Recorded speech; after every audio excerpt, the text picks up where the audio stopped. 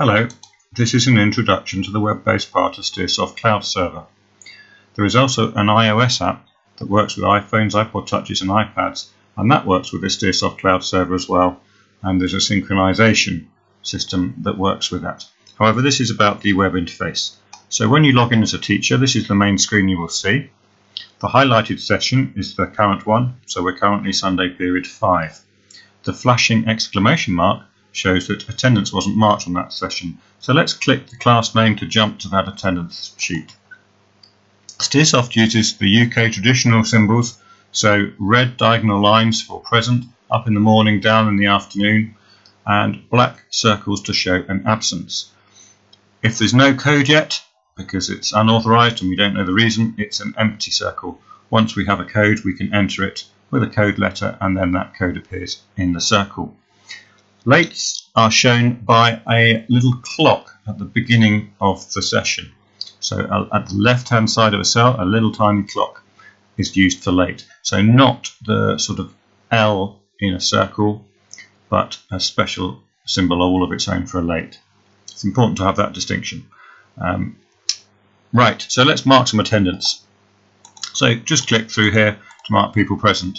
Click twice to mark someone absent. So I'm just cycling through. So once for present, second time for absent, and then click again and I get to the late symbol. Little clock at the beginning. 2 more clicks and I've got a little clock at the right hand end. So this is now someone left the session early. So clock at the end, left early. Another click, I have a horizontal black bar.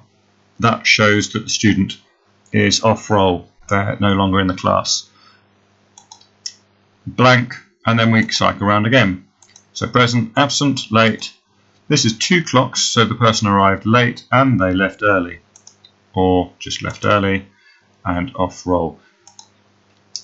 So we can go through and we can mark people present, or we can notice actually the only other person that's absent was Robert, so let's put him absent. We've also got Mike, and then we click the top here to flood fill the rest all as present. This is a catch-all. It does anything that we haven't already done. So I could mark all the others absent, cycling round, or mark everyone off roll, so maybe the lesson didn't happen. Okay. These horizontal bars, by the way, that means these sessions don't count towards any attendance statistics. It's not like an absent, which counts towards your tally. It's like it was never supposed to happen. Then we go to deleted. So if the session really didn't happen and I don't even want it to appear in my attendance register, I can do this and it will delete it from my sheet altogether. Then back to blank and we cycle around again, so we just keep going round and round. So let's put everyone present and let's click save to do that. Once I've clicked save, it goes green. So before I click save, the information is only stored locally on my web page here. It's not gone to the server. I need to click save to send it to the server. There are multiple save buttons. Let's start doing something again. Let's just click this one. So red means it's not saved yet, and I've got 4 save buttons. They all do the same thing, they're just in different places, so there's always one nearby. So click that and it will save that.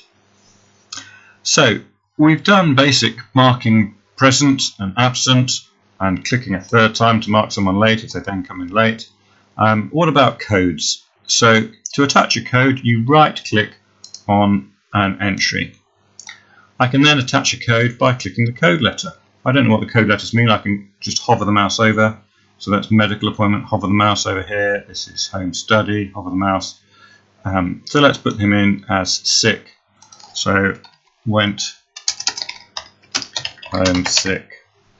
And I can save a note optionally as well. So I can put the code letter in, but I can also put a reason here.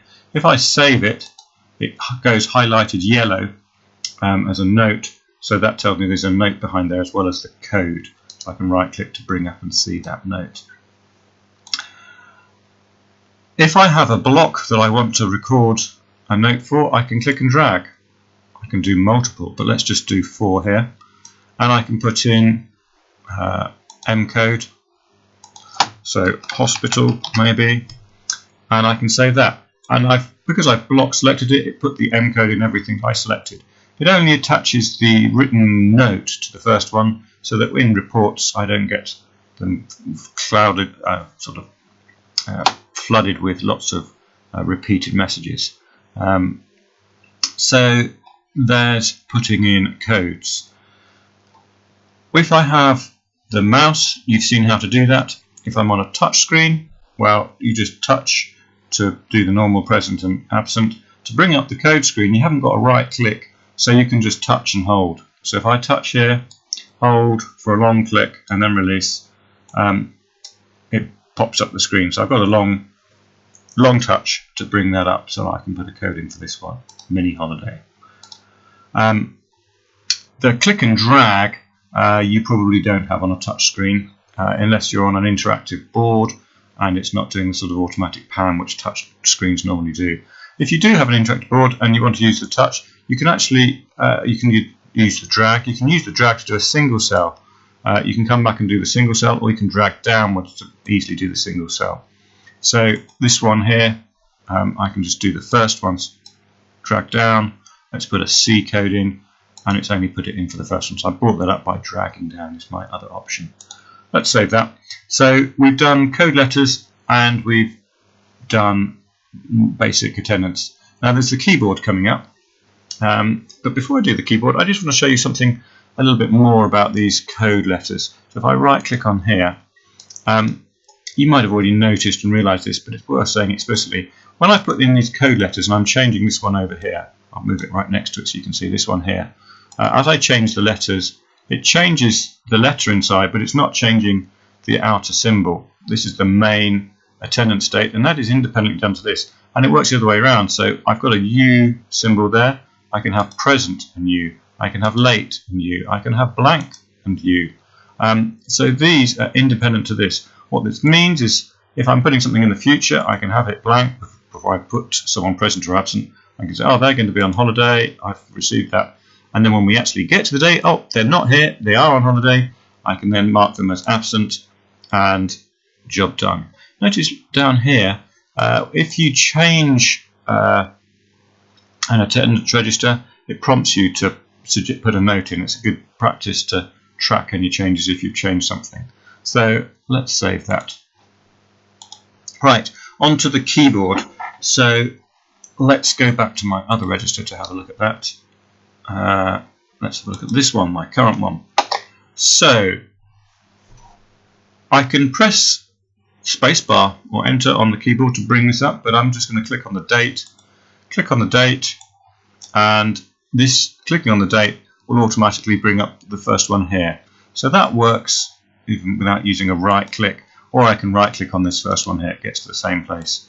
Anyway, once this is open, I can use the keyboard O and P keys to mark P for present, O for absent. O for absent because it's like an O circle to put in an absent. So P, P, P, P, P, O, P, O, O, P, O. So it's very responsive. I can whiz through, roll calling the register, putting in present and absent. I can then do the rest with the flood fill, so I can mix and match with the previous things I've shown you as well. So first use of the keyboard is with O and P to roll call a register. And actually while I'm doing that, you can also put in an L just by pressing L when doing that. O and L. L works as well to put in a late. The other use of the keyboard is to go back and put in codes once I've got an absence, or in the future to put in an absence. Let's go forward a week and show that as well. So if I hold the M key on the keyboard, so I'm going to press the M key on the keyboard. I'm still holding the M key on the keyboard, and whilst holding the M on the keyboard, I'm then going to click with the mouse. Click, click. Wherever I'm clicking whilst holding the M key, it's going to put in a code. I can hold the H key now. H, H, H. I can put things in advance as well. And once I've released it, I'm then back to normal operation, so it's just going to mark people present or absent. Okay. I can hold the delete key and click, and it will remove those. So that's quite a useful one to know. Hold delete and then click, and it removes things. It will remove both the absence or present state as well as the code letter. So it will delete the whole lot. Ah, now that's interesting. I thought I deleted it, but it's gone to that. The reason is this is now back to the catch-all at the top, and the catch-all was present. Okay, so that's now changing along with that one. So if something strange happens, it's sometimes because of the catch-all at the top. Okay, or I can press hold O and put that absence in. Oh no, O, put an O letter. So the 0, holding 0 and clicking that will put in the absence. and holding M and putting in the code letter will do that. Let's save that. So pressing and holding on the keyboard before clicking with the mouse attaches those code letters. Right, let's go back to my other register, because at the bottom of this register is another little useful feature I'd like to show you. Each student, these list the dates when they were absent, but there is not yet an absence note. So outstanding absence notes effectively. Sometimes it's just a morning, an AM, sometimes it's both the morning and the afternoon. So I can jump to any of these. So I can jump to the 21st of the 12th for Vanessa, 21st of the 1st, there she was absent. Click and drag, I can mark that and put in a code. Save it. Once I've gone somewhere, I can jump back to the current week with this week here. I can move forwards a week, more 2 weeks, back a week, or I can go to a whole term. So select the term and press go, and then I've got the whole term here. And here I've got some holidays done in advance. Let's go back to this week. I've got a sketchpad, a little notepad here. This is just for this register. It's also shared, so the front desk can see this register as well, and perhaps they put in a message for me to see. Okay, I can then delete that once I've delivered it. So I can change things, they can change things. It becomes a bit of a scratch pad for basic communication. There's also a whole messaging system as well. Look out for another tutorial for that. Messages in that system will appear at the top. I have to save any changes for that, like I'd save changes for the register, so press save here. So that's the notepad. I can toggle to not show that if I like. On a student, supposing I have Robert here and he's known as Rob, I can give him a preferred name, save that, and then I've got preferred names down here which keeps reminding me, so I find that helpful. Also, if I click on a student, there's a lesson by lesson attendance link. That will match up attendance across the whole school if you're in a school situation, so it will give a lesson by lesson report of their attendance. There's also a little eye which shows the instance system. See a separate tutorial for that. That's all. Thank you for listening.